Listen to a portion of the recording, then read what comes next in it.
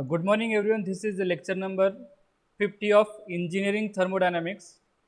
In last lecture, we have seen Junker's gas calorimeter, bomb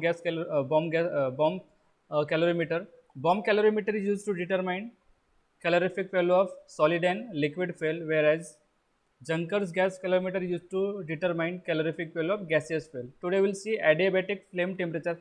Now, what is adiabatic flame temperature? Flame represents there is a combustion. Flame represent there is a combustion, and during combustion flame is arising in the combustion. Okay, now what is meant by adiabatic flame temperature? Here we are talking about the temperature of the combustion, means temperature of the flame. Suppose when any fuel is burnt, it gives the flame temperature. But what about the adiabatic? Okay, when the fuel is burnt in presence of air, in presence of stoichiometric air. Stoichiometric air means the chemically correct air required, or we can say stoichiometric air fill ratio is there, and stoichiometric air fill ratio is there, and during combustion no work output with no change in potential and kinetic energy. And in such condition, the temperature of flame is called as the adiabatic flame temperature. Look at here. For an adiabatic combustion process, no work, no change in kinetic and potential energy. This is the condition of adiabatic flame temperature. No work output. We know that work is uh, heat energy is converted into work, but here we are talking about the adiabatic flame temperature. Okay. Therefore, the condition for adiabatic flame temperature is there should not be any work obtained, no work, no change in kinetic and potential energy. In such condition, during a combustion, the temperature of product, it's called as a adiabatic flame temperature. What do you mean by product? Suppose carbon is burnt, then product is carbon dioxide. Okay. In a given combustion process that takes place adiabatically and with no work or no change in kinetic or potential energy, the temperature of product is referred to as the adiabatic flame temperature. Means during a combustion, the temperature of a flame is considered as a adiabatic flame temperature when there is a no work, no change in kinetic and potential energy. But one more condition is there: stoichiometric air fuel ratio should be supplied. With the assumption of no work, no change in kinetic or potential energy, this is the maximum temperature that can be achieved for the given reactant, because any heat transfer from the reacting substance and any incomplete combustion would tend to a lower temperature of the product. If there is a insufficient air, then incomplete combustion would take place, and if the incomplete combustion is taking place, then maximum temperature of flame would not be obtained. Now, important points regarding adiabatic flame temperatures are: the maximum temperature achieved through adiabatic complete combustion varies with type of reactant and percentage of theoretical air supplied. Okay, the maximum temperature is completely dependent upon the reactant. If the reactant is carbon and oxygen, the maximum temperature can be different. If it is hydrogen and oxygen, the temperature will be different. If it is sulfur, oxygen, the temperature will be different. Therefore, the maximum temperature obtained is completely depend upon the type of reactants. Second important point is an increase in air fuel ratio will affect a decrease in maximum temperature. Okay, if air fuel ratio is increasing, then maximum temperature will decrease. It means air fuel ratio, we can use air fuel ratio to control the maximum temperature. If we want high maximum temperature, then we'll supply less air fuel ratio. Air fuel ratio is the ratio of mass of air to the mass of fuel. Okay, if we take an example of IC engine in which we use petrol, where air fuel ratio, stoichiometric air fuel ratio is 14.7. It means mass of air is 14.7 for 1 kg of petrol. Okay, 14.7 is the stoichiometric air fuel ratio. If we supply the stoichiometric air fuel ratio, whatever the temperature of combustion is called as a adiabatic flame temperature, if stoichiometric air fuel ratio is increased, suppose we are increasing from 14.7 to suppose 15, 16, 17, 18, then mass of air is increasing. As the mass of air is increasing, the maximum temperature will decrease. Okay, if we decrease the air fuel ratio, means if we are taking mass of for 1 kg of fuel, if you are taking 13 or 12 or 11 kg of air, that is 13, 12 or 11 air fuel ratio, then maximum temperature would be higher than the stoichiometric air fuel ratio. For a given fuel, given pressure and temperature, the reactant, the maximum adiabatic flame temperature that can be achieved with a stoichiometric mixture. Look at here. For a given fuel, with a given pressure and temperature of the reactant, the maximum adiabatic flame temperature that can be achieved with a stoichiometric mixture. The adiabatic flame temperature can be controlled by the amount of excess air that is used. If we supply excess air, the maximum temperature can be reduced. This is very important parameter in most of the processes like gas turbine. In gas turbine, we supply excess air because the due to the metallurgical condition, we cannot allow to raise the temperature beyond beyond the metallurgical limit. Therefore, we need to control the flame temperature, and that can be controlled by supplying excess air. This is important for example in gas turbine, where the maximum permissible temperature is determined by the metallurgical consideration in the turbine. Okay, metallurgical condition means considering the metal property of turbine. Okay, material property of turbine. If the temperature is going beyond the sustainable limit, then material can a property of the property of turbine material will start changing. Okay, therefore we need to control the maximum temperature in the gas turbine, and that can be controlled with the help of supplying excess air.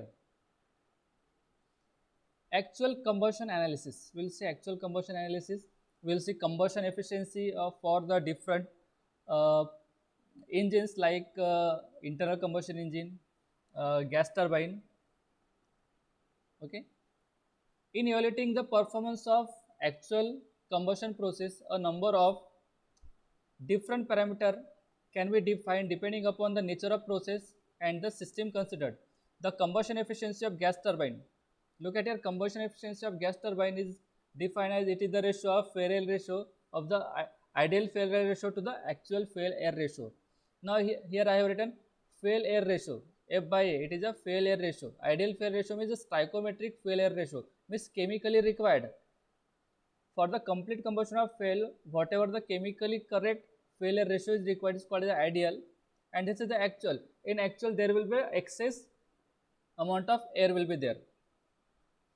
Therefore, combustion efficiency of turbine is the ratio of ideal or the stoichiometric fuel air ratio to the actual fuel air ratio, where fuel air ratio ideal is equal to fuel air ratio required for adiabatic and the complete combustion, and in which the product would attain the adiabatic flame temperature.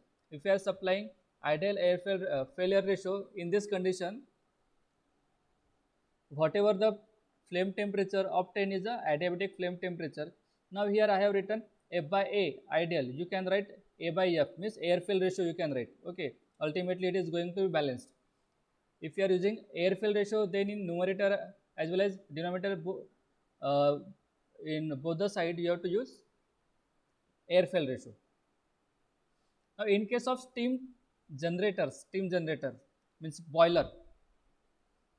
Now what is the efficiency of boiler? Boiler efficiency is defined as the ratio of heat transfer to the steam per kg of fuel to the heat given by the fuel, or the higher heating value. Higher heating value means higher calorific value of fuel. Since here we are considering 1 kg of fuel, therefore for 1 kg of fuel, the heat supplied by the fuel is only a calorific value of fuel, or we can say The efficiency of boiler is the ratio of heat absorbed by the water to the heat supplied to the boiler. Means whatever heat is absorbed by the water to convert into steam is the output, and whatever heat is supplied by the furnace is the input. Therefore, output by input is the efficiency. Okay. In simple word, if we define it is the ratio of heat transfer to steam per kg to the higher heating value of fuel. Then for the internal combustion engine, in internal combustion engine output is a work done, means movement of a vehicle is a output in internal combustion engine. Therefore, output is a actual work and input is a heat supplied or the heating value. If we are considering work done per kg, then heating value is the input. If you are considering total work, then total heat supplied would be the input. Therefore, thermal efficiency of internal combustion is defined by work done upon heat supplied. Let us revise the molecular weight and atomic weight of some substance, some elements, because it is required in the numericals. Let's have the atomic weight and molecular weight of hydrogen. Atomic weight of hydrogen is 1 and molecular weight is 2. Atomic weight of oxygen is 16 and molecular weight is 32. Atomic weight of nitrogen is 14 and molecular weight 28. We have to just multiply atomic weight 2 by 2 to get molecular weight, because molecular is represented as H2, O2, N2. Okay. For the gases, for solid we write only uh, we don't for solid we write only symbol. We don't write it in a molecular form. Therefore, for solid molecular weight and atomic weight is same. Okay. For carbon it is 12 and is also 12. For sulfur molecular weight is 32 and atomic weight is also 32. Now the molecular weight of H2O is 18, because H2 is 2 and O is 16. 2 plus 16 gives 18. Okay. In this way, we can calculate the molecular weight of the different compounds. Okay. We require few gases for few molecular atomic weight and molecular weight of the few substance for the numerical purpose. Now the combustion reaction of carbon. Look at here. Carbon react with oxygen gives CO2. Now atomic weight of carbon is 12, and since O2 is written is a molecular form O2, molecular weight of oxygen is 32 and gives 44. 12 plus 32 44. Therefore 44 is the molecular weight of CO2. Hence, we can consider as a 12 kg of carbon required 32 kg of oxygen, which gives 44 kg of carbon dioxide. When 12 kg of carbon is burnt, it required 32 kg of oxygen and it produces 44 kg of carbon dioxide gas. We want for 1 kg. 1 kg of carbon required 32 by 12 kg of oxygen and gives 44 by 12 kg of CO2. Look at here. I am dividing this equation by 12. I am dividing this equation by 12. It will give 1. 1 kg of carbon plus 32 by 12 kg of oxygen gives 44 by 12 kg of CO2. Means for 1 kg of carbon we need 32 by 12. 32 by 12 means 8 by 3 kg of oxygen, and it gives 44 by 12 kg of CO2, means 11 by 3 kg of CO2. Means for 1 kg of carbon we required 8 by 3 kg of oxygen. Means weight of oxygen needed to burn 1 kg of carbon is 8 by 3 kg. Look at here. Weight of O2 needed to burn 1 kg of carbon is 8 by 3 kg. Similarly, weight of CO2 formed, weight of CO2 formed when 1 kg of carbon is burnt, weight of CO2 formed when 1 kg of carbon is burnt, and weight of CO2 formed is 11 by 3 kg. We'll see similar combustion reaction for hydrogen also. Twice H2 plus O2 gives H2O. Twice H2 plus O2 gives H2O. Or we can write H2 plus half O2 gives H2O. Okay. Now molecular weight of hydrogen is 2, multiplied by 2 is 4. Then molecular weight of oxygen is 32. Then molecular weight of H2O gives 36. 4 plus O2 gives 4 plus 32 is 36. Now here we can say that 4 kg of hydrogen required 32 kg of oxygen, and it gives 36 kg of water. But we want 1 kg of hydrogen. For 1 kg of hydrogen, 32 by 4 kg of oxygen is required, and it gives 36 by 4 kg of H2O. Means 1 kg of hydrogen gives 32 by 12 means 8 kg. 1 kg of hydrogen required, 32 by 4 means 8 kg of oxygen, and it gives 9 kg of H2O. 36 by 4 is 9. Therefore, weight of O2 needed for 1 kg of hydrogen is 8, and weight of water or weight of H2O is formed from 1 kg of hydrogen is 9 kg.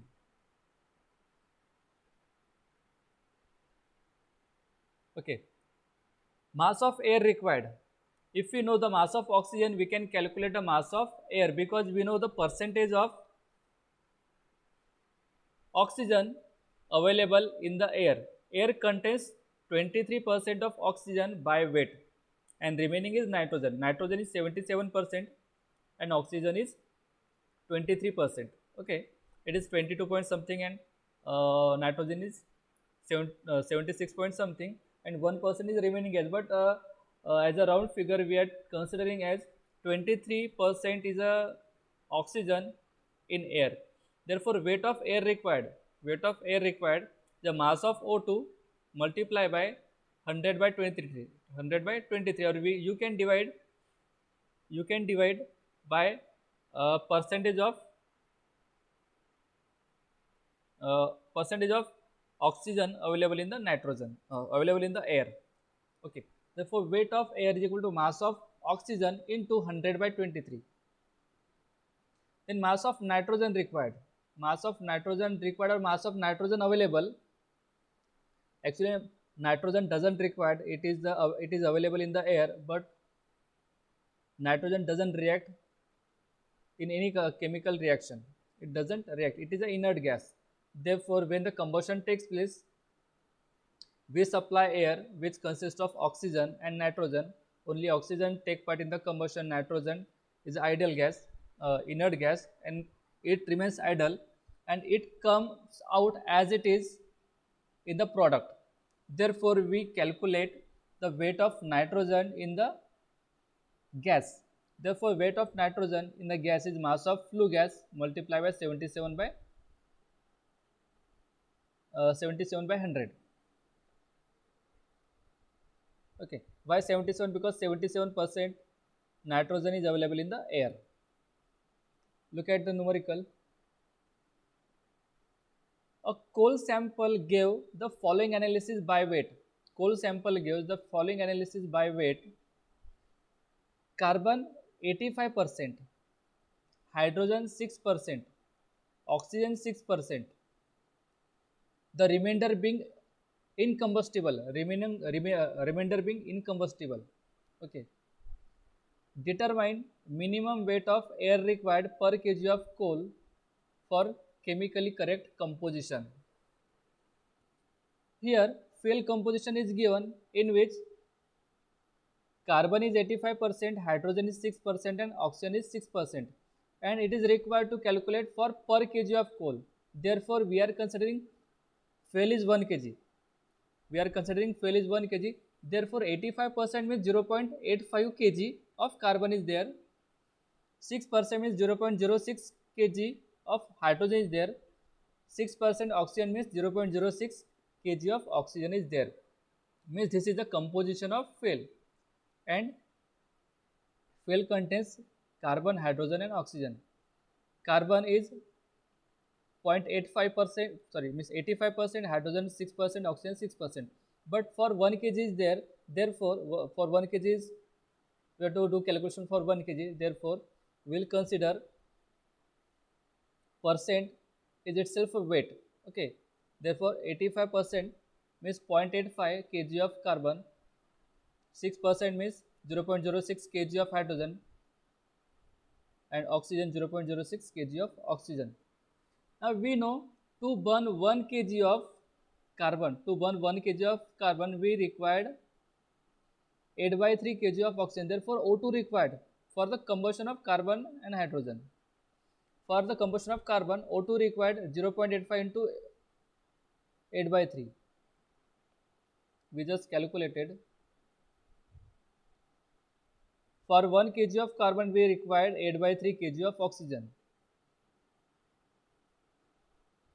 But in this problem, mass of carbon is 0.85. Therefore, we'll multiply 8 by 3 by 0.85. Therefore, mass of oxygen required is 0.85 into 8 by 3 is equal to 2.27 for the combustion of carbon. Now, for the combustion of hydrogen is 8. For the combustion of hydrogen is 8. Weight of O2 needed is 8 kg for 1 kg of hydrogen. Therefore, percentage of hydrogen, that is mass of hydrogen, 0.06 kg of hydrogen into 8, which is equal to 0.48 kg of oxygen. We do not consider oxygen in the combustion, because oxygen is taking part in the combustion. Oxygen is not a part of, it is a part of fuel, but it does not react.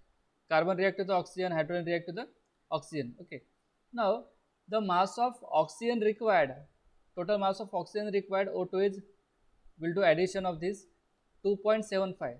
This is the total mass of oxygen required. Now here we need to calculate, determine the minimum weight of air. We require mass of air. Okay, therefore we need to calculate amount of O2 required first. Amount of O2 required, this is the mass of O2 required if this O2 is not given in the fuel, but in fuel this is already given. Therefore we have to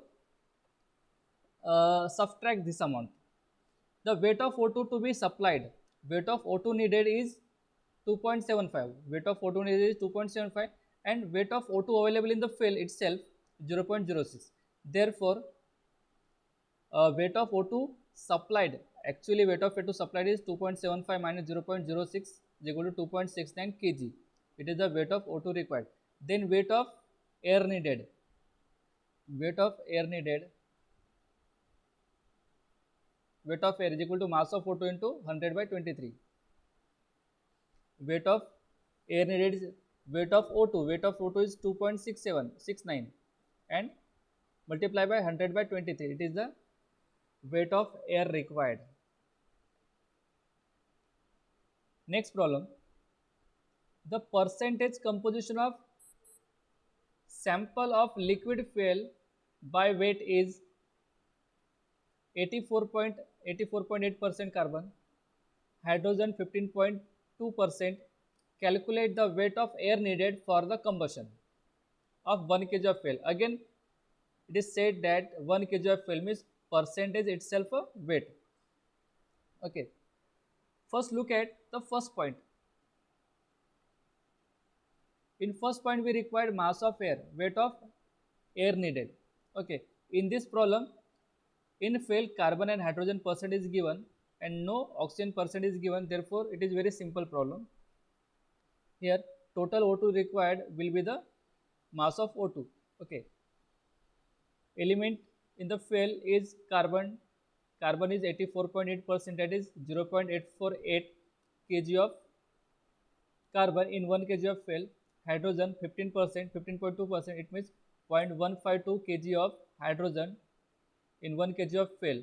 Now O2 required, mass of carbon multiply by 8 by 3, it gives 2.261. Then O2 required for hydrogen, mass of hydrogen multiply by 8, it gives 1.216. We will add and we'll get total O2 required. Total O2 required is 3.477. Now the dry product,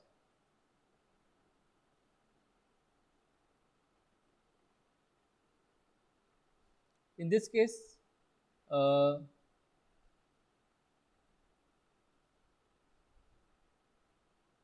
okay, minimum weight of air needed, minimum weight of air needed, okay, then mass of O2 multiply by 100 by 23, mass of O2 multiply by 100 by 23, it gives a mass of air required. Is mass of air is 15.11 kg. Next point, the volumetric composition of product of combustion if 15% of excess air is supplied. If 15% of excess air is supplied, then we need to calculate volumetric composition of product.